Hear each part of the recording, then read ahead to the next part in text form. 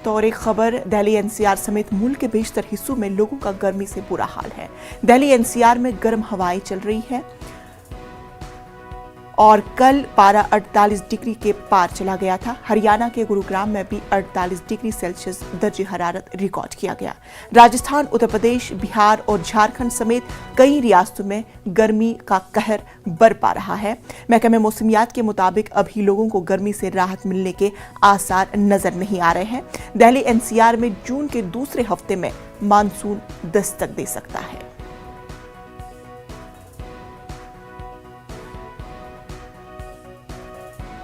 Jammu Kashmir BJP के सदर रविंदर रैना शहीद पुलिस कांस्टेबल रियाज अहमद की रिहाइशगाह पर पहुंचे और मुतासरीन से ताजियत का इजहार किया। ख्याल है कि गुज़श्ता दिनों मिलिटेंटों के हमले में शदीद तौर पर जख्मी हुए पुलिस कांस्टेबल रियाज अहमद की इलाज के दौरान अस्पताल में मौत वाक़ई हुई थी।